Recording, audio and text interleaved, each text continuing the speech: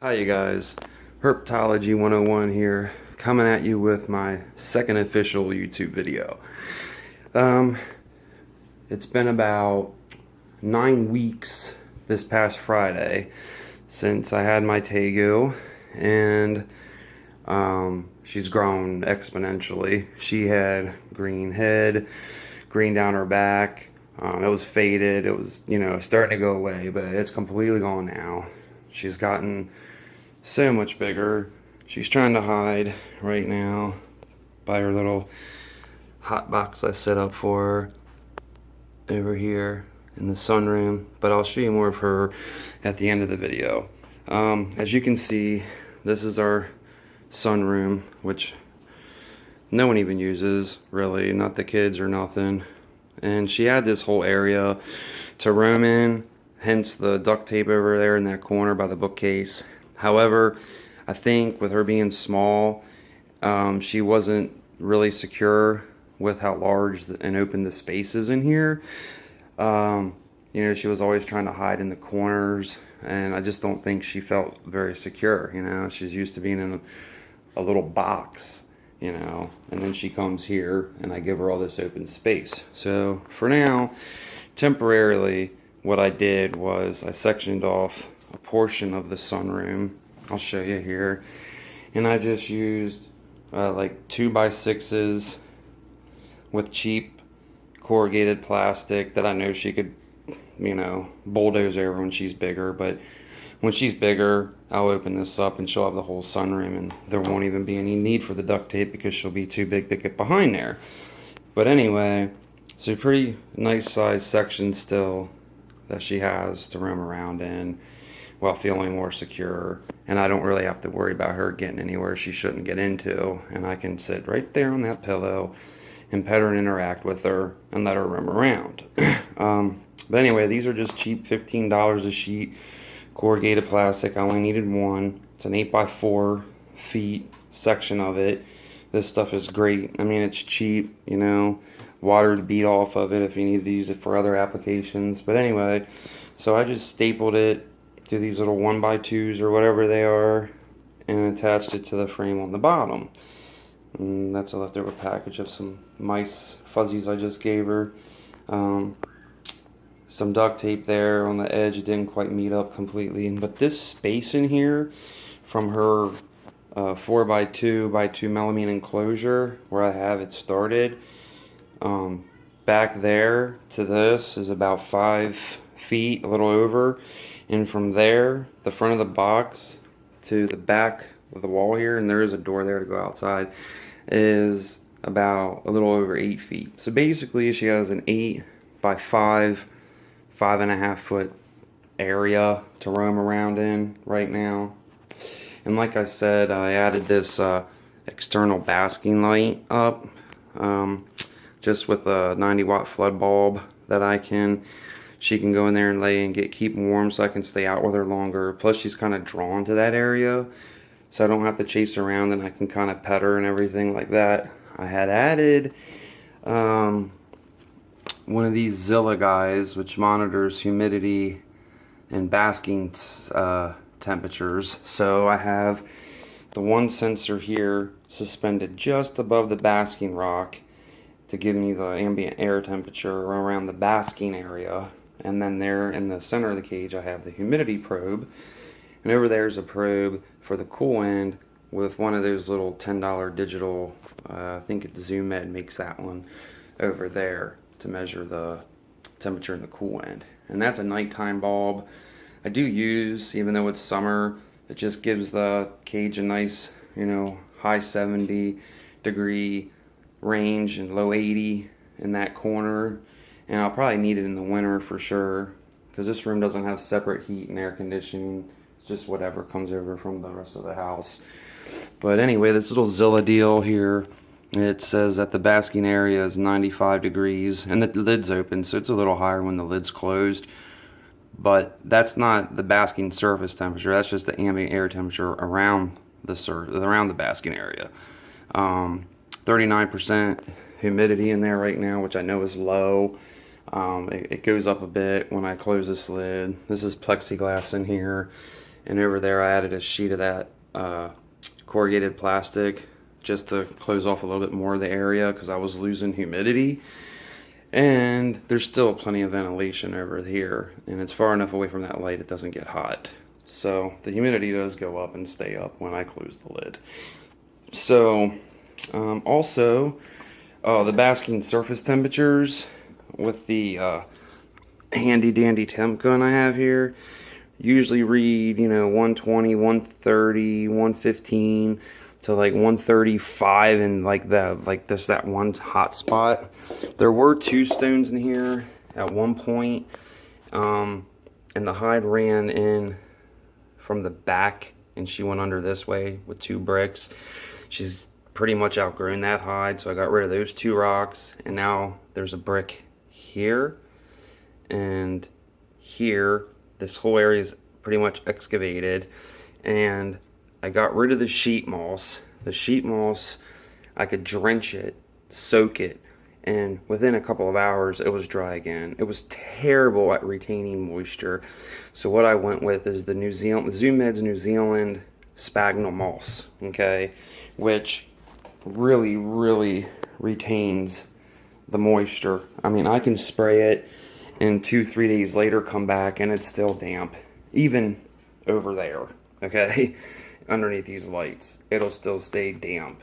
In the hide there's a microclimate obviously with the sphagnum moss, and that always stays damp, so it's really humid and muggy down in that little burrow there, okay. And I got rid of all that sheet moss and I added just a little layer of that sphagnum moss over here, just to help retain some of the humidity, I also added this awesome piece of driftwood, which I bought from the pet store. It was, I don't know, like 25 bucks, but it's a real big piece. I have found her climbing up on it a couple of times. Not too much, it's more for aesthetic appeal. And that fake vine that I have in there, sometimes she does like to hide in the corner there. And, it's just a nice little addition. And then I got a brand new Exoterra large water bowl that she can get in, and I know it's dirty right now. I literally clean this thing. I can clean this thing, put fresh water in it, and an hour later it's dirty. And she's always pooping right here, right there in between the water dish and that vine. And I just have a little corner plant here and a couple of these rocks I have throughout, just to aid in shedding, maybe a little bit more aesthetic appeal.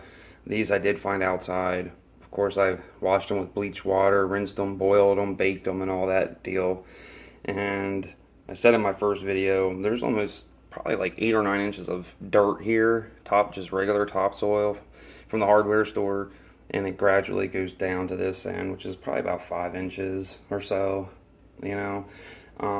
which is plenty. I mean, she never digs in this dirt except for to get into her hide, and that's it. She doesn't make her own burrows, she just uses that one.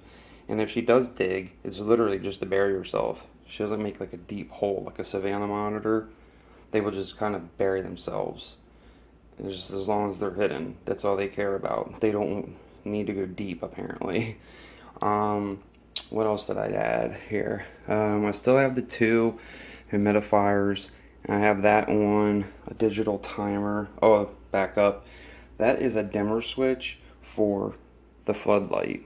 Okay, the first bulb here is the Mega Ray 100 watt UVB bulb. This is a 90 watt flood bulb. Now, I don't have it thermostatically controlled. However, I can check it with the temperature probe as well as the the temp gun, and I can adjust the temperature using the dimmer switch. Alright, so I can move it up and down as the temperature in the room changes, hence changing the basking temperature. So that's how I control that, which I think it's a pretty cool idea. It's just a tabletop dimmer. You can put these halogen flood bulbs on. The Mega Ray bulb, doesn't produce in the high enough heat to really worry about. It's about 108 on that rock from that mercury vapor bulb. I don't know why, but the MVB bulbs just don't seem to put out a lot of heat like a flood bulb would of equivalent wattage. As far as the humidity is concerned, I have both of these plugged into a digital timer there, and I have it come on maybe 6-7 times a day, and it runs for 15 to 20 minutes. Now, so it's either like 99% humidity in here, or it's like really low, even with tons of misting. So I was on Amazon yesterday, and I saw for $35 they had a controller that you don't have to wire up. It's pre-wired. I can make another video about that. And you can plug in your humidifiers or dehumidifiers. It'll control the humidity either way. And I'm going to hook that up, and I'm going to set the humidity at like 75%. And you can adjust the swing. In other words, the drop. I can have it go on and off. I can have it go from 74 and have it turn on and get it to 75, turn off, go to 74. I think that's ridiculous. I'm going to let it go down to 60 and then go back up to 75 and then go to 60 and go back up to 75. So the humidity in here will always be between 60 and 75%. All right, I think that's fine to let it drop to 60. It won't be there for long because that'll turn it right back on up to 75. So it's going to make it a lot more stable environment, humidity-wise, instead of it being basically full blast for 15 minutes and then nothing for 2 hours, and then full blast for 15 minutes and then nothing for 2 hours. This is going to make it a lot nicer. And then the digital timer, I'll throw on that analog one that I have for the heat lights, and I'll use the digital one there instead. So that's coming tomorrow, and I'll show you guys that. And then here is another piece of corrugated plastic I have blocking off this whole mess, which is distilled water. And 2 of those gallons I have treated tap water in. I treat it with this for the drinking water, and I also use this stuff in the mister. And then this is the calcium powder that I use. And then I have the Herptivite without D3 that I use once a week, twice a week. And that's my little dish. And then there's a long set of feeding tongs, my temp gun, and I have the padlock so the kids can't get in here. And then I have the little table here with my little hand sanitizer, antibacterial wipes, and tissues, because for whatever reason she must hate going to the bathroom in her enclosure, because every time I get her out, within a couple of minutes she literally goes to the bathroom on the floor. I will find poop in her enclosure where I said I do, in that little spot over there. If I don't get her out every day, then she's pretty much forced to go to the bathroom in there. But if I get her out every single day, she would prefer to go to the bathroom out here and not foul her cage, which is pretty cool. But so then I just have this little kid's chair here so I can sit here and pet her, and interact with her. I've done a tremendous amount of work with this animal over the last 9 weeks.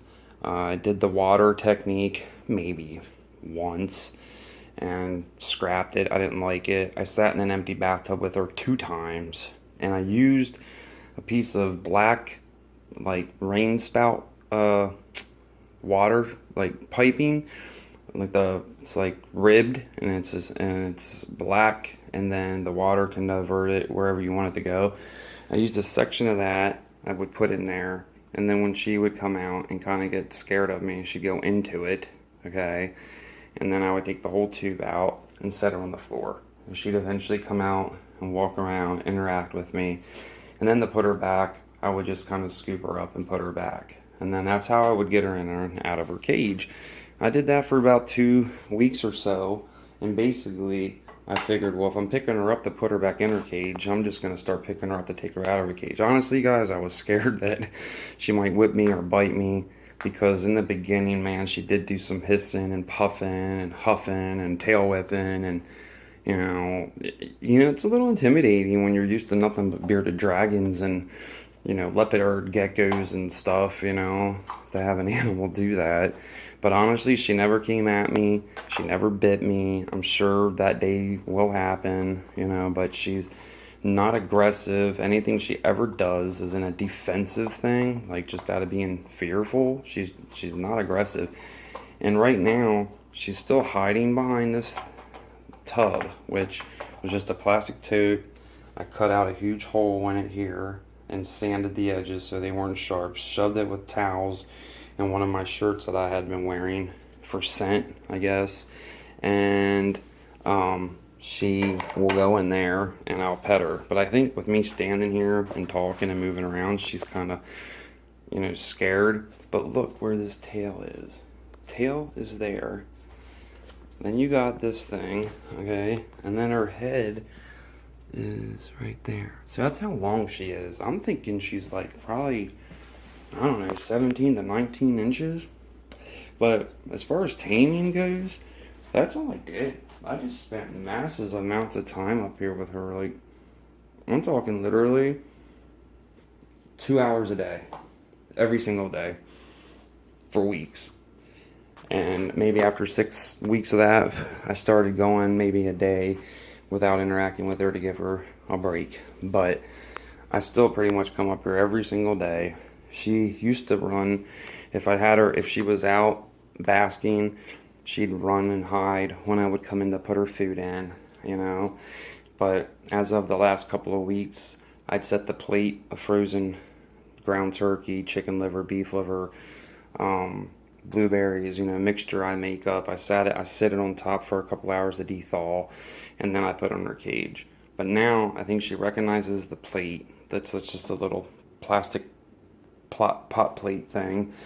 And now when I come in, she doesn't run. I set the plate down, I walk away, I come back an hour or so later, and I put it in the cage, and she doesn't run.